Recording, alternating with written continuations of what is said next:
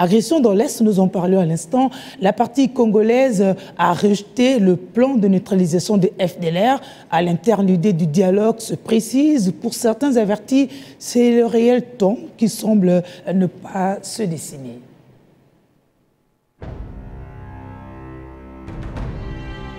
C'est encore une visite diplomatique de tous les enjeux effectuée par le secrétaire général adjoint des Nations Unies depuis les débuts de la semaine en RDC. Jean-Pierre Lacroix a rencontré les autorités du pays à tous les niveaux. Il a été reçu au gouvernement, au Parlement, par le président de la République avant d'échuter à Bunia dans la province de l'Ituri. Dans son message, le diplomate onusien a réitéré l'engagement des Nations Unies à accompagner le gouvernement de la RDC dans ses efforts de finir la guerre dans l'est du pays. Nous avons évoqué avec Monsieur le Président de la République la poursuite du travail conjoint entre les autorités congolaises et les Nations Unies, la MONUSCO, mais également le travail conduit par l'envoyé spécial, afin de promouvoir et de soutenir les efforts de paix pour l'Est de la République démocratique du Congo. Cette visite intervient après le refus de Kinshasa de discuter directement avec le rebelle M23 et leurs alliés de l'AFC tel que proposé par le Rwanda au terme de la 4e réunion ministérielle de Luanda le 14 et le 15 septembre dernier. Kigali, qui veut s'associer à Kinshasa pour neutraliser les FDLR sur le sol congolais, cette autre proposition a été déboutée par le gouvernement congolais qui continue à voir dans ses manœuvres l'occasion pour le Rwanda de garder ses troupes sur ses terres. Le navette de Luanda, comme s'en est habitué maintenant Thérèse Kaikwamba, représente la dernière chance accordée à la communauté internationale pour convaincre les Rwandais, sous couvert de M23 et consorts, à retirer son armée de la région du Kivu. Jusqu'ici, Kinshasa veut encore croire à la voie diplomatique comme l'ont conseillé ses partenaires traditionnels, mais l'opinion nationale voit les choses d'une autre manière. Quand les casques bleus rentreront chez eux, nous allons nous occuper nous-mêmes des choses. Ils disent qu'ils n'ont pas les moyens de combattre le M23, alors nous allons nous défendre par nous-mêmes. Si l'ONU ne part pas aujourd'hui, nous allons continuer à manifester jusqu'à ce qu'ils le fassent. Comme l'a exprimé à demi-mot précédemment Félix Tshisekedi, l'ONU ne craindrait-elle pas que le processus de Luanda soit fini comme celui de Nairobi dernièrement? Déjà arrivé au terme de sa présence des 30 années décriées en RDC, la MONUSCO redoute de perdre la voix au chapitre sur cette question de l'Est qu'il a échoué à résoudre. Nous sommes convenus qu'il était important non seulement de continuer à travailler ensemble dans la perspective de la définition des prochaines étapes du désengagement de la MONUSCO, désengagement responsable, graduel, qui doit être adapté aux réalités du terrain, adapté aux évolutions sécuritaires et politiques. Et nous sommes convenus aussi de l'importance non seulement de rester étroitement coordonnés, mais aussi de l'importance d'une communication coordonnée qui reflète l'excellence de notre coopération. Déjà en interne, des voix s'élèvent pour créer une cohésion autour de cette question d'agression qui a assez duré. Les farouches opposants Martin Fayulu et d'autres se sont prononcés pour pousser Tshisekedi au dialogue, même si certains traînent encore le pas. Qui demande ce dialogue-là? On va dialoguer pourquoi? Mais pourquoi vous ne parlez pas de dialogue avec ceux qui occupent notre territoire national? Aujourd'hui, notre souveraineté est entamée. Pourquoi on ne dialogue pas avec ces gens-là? Parce qu'eux, ils vont donner ce territoire. Ils vont remettre ce territoire au Congo. Vous demandez à l'opposition ici non armée, vous allez dialoguer sur quoi? Et nous, on ne peut pas nous piéger par un dialogue. Le problème, il faut que notre pays trouve son intégrité territoriale. L'objectif de ces énièmes pourparlers entre Congolais serait de réfléchir sur la question patriotique à donner au Rwanda et ses alliés qui se recrutent en nombre dans les milieux étrangers.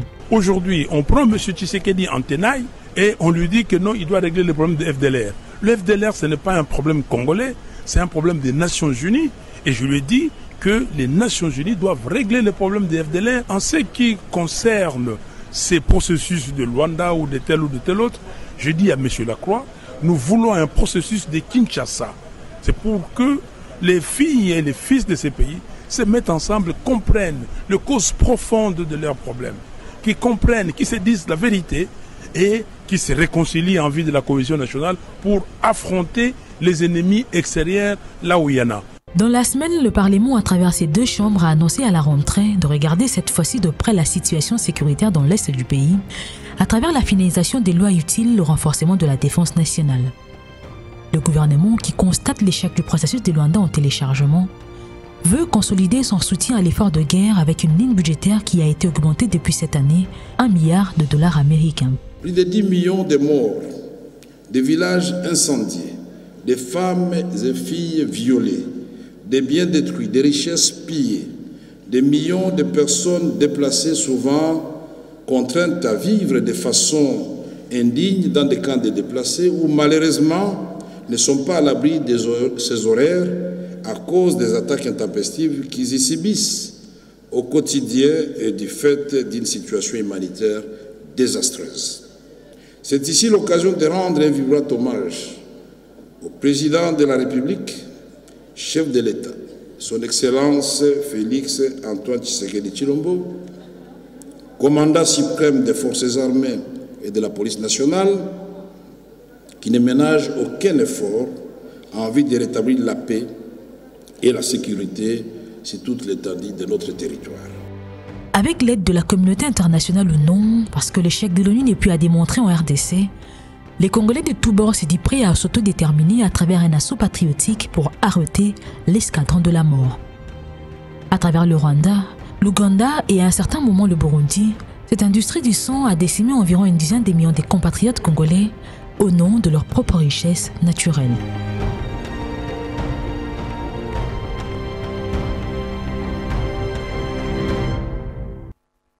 Monsieur le député national, pas de désengagement, pas de cessez-le-feu, c'est le statu quo et la question sera débattue sévèrement, sérieusement au cours de la plénière, de la session de septembre telle qu'annoncée. On va s'attendre à quoi?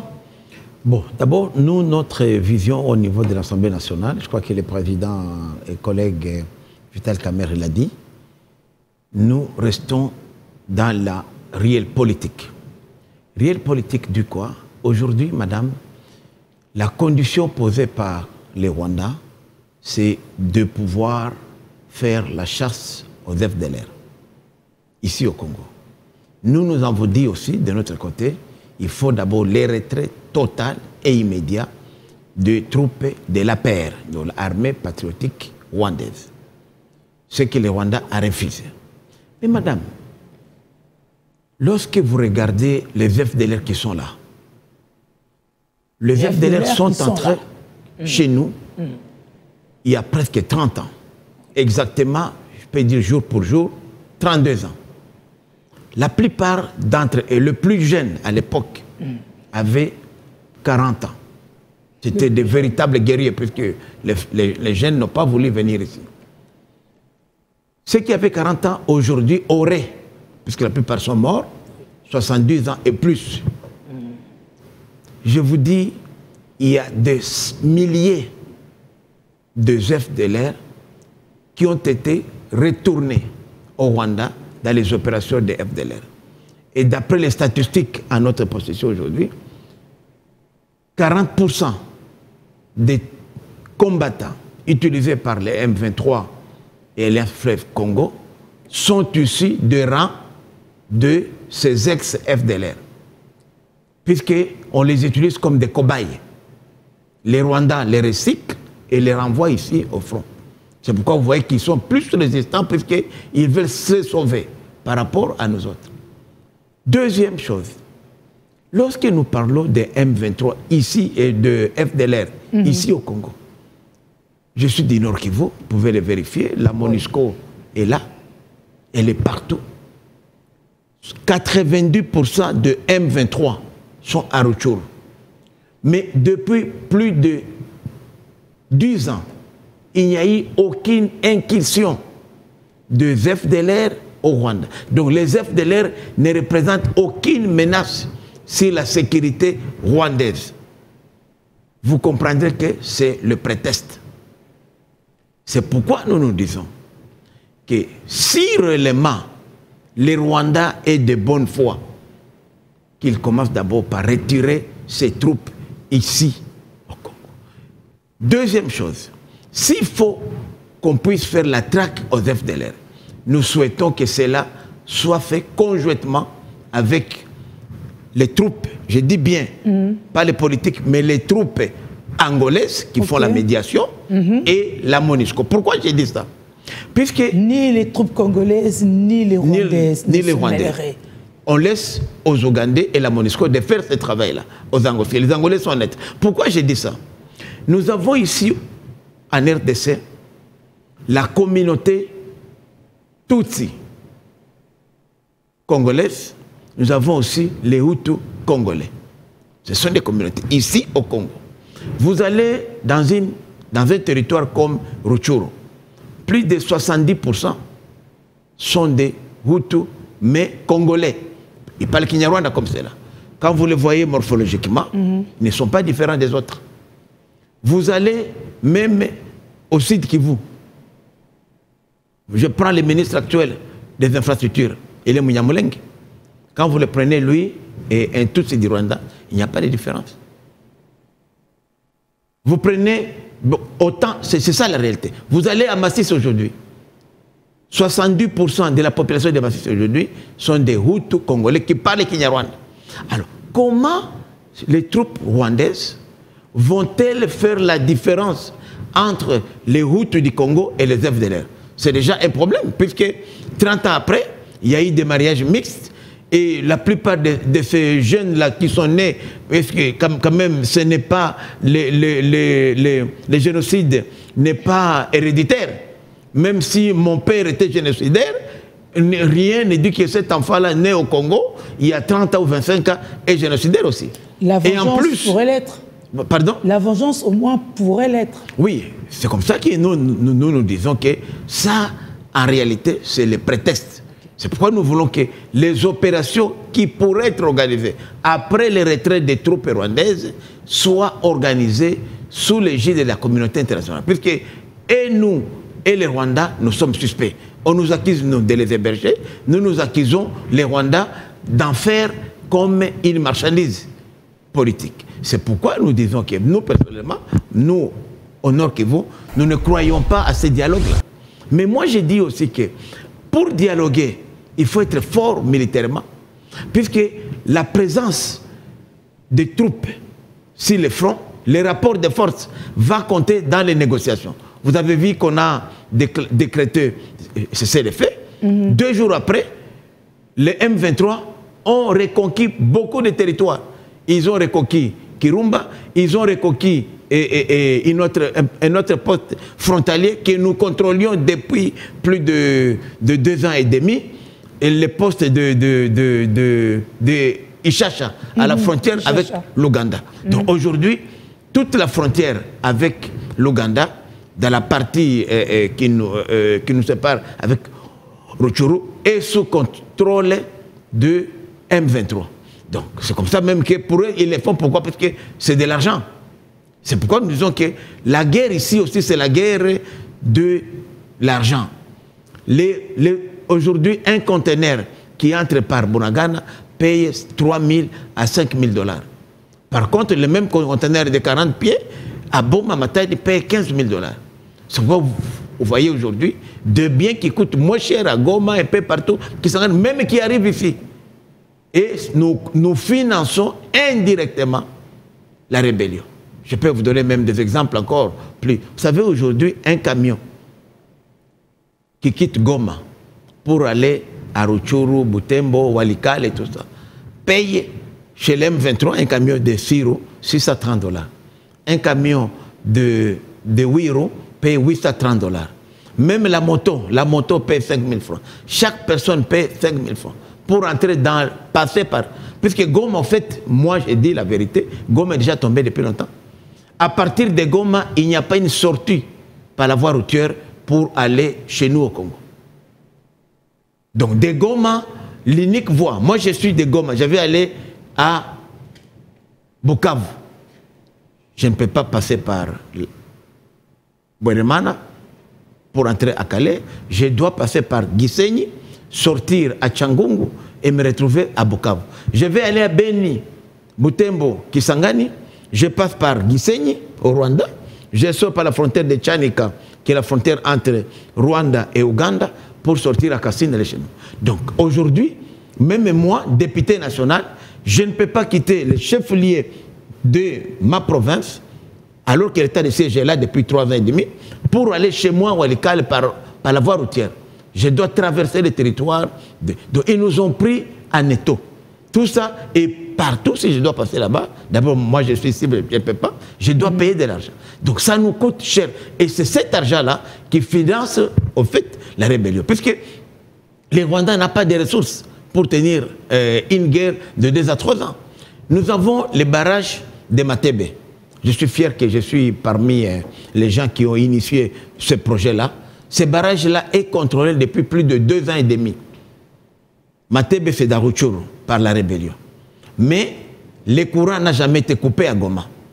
Allez-y comprendre quelles sont les opérations qui sont faites pour que le courant ne soit pas coupé à Goma. Ça, je ne vais pas parler. Donc, il y a des choses que nous faisons, nous, comme gouvernement, comme décideurs, mais qui favorisent la rébellion.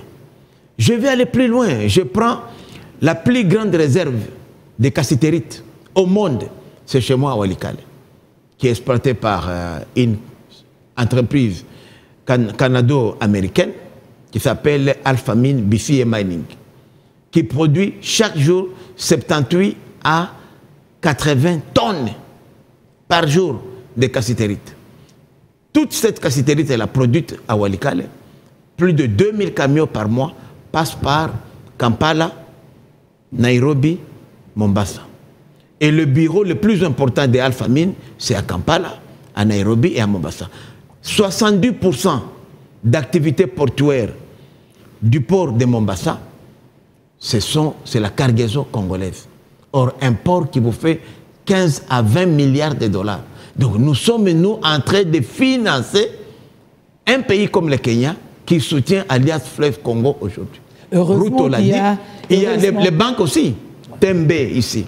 Equity BCDC sont des banques kenyanes. Donc nos épargnes sont en train indirectement de financer la guerre contre nous-mêmes. Alors, le gouvernement ne prend pas de dispositions. C'est des questions que le contrôleur... Pourquoi nous ne fermons pas les frontières? Puisque si aujourd'hui, madame, on mettait fin à l'état de siège, je vous dis, 1 mois c'est beaucoup, on va... Parce que les militaires qui gèrent aujourd'hui seront obligés de se retrouver au front militaire. Ça nous éviterait de répéter l'histoire. On va passer à l'autre dossier.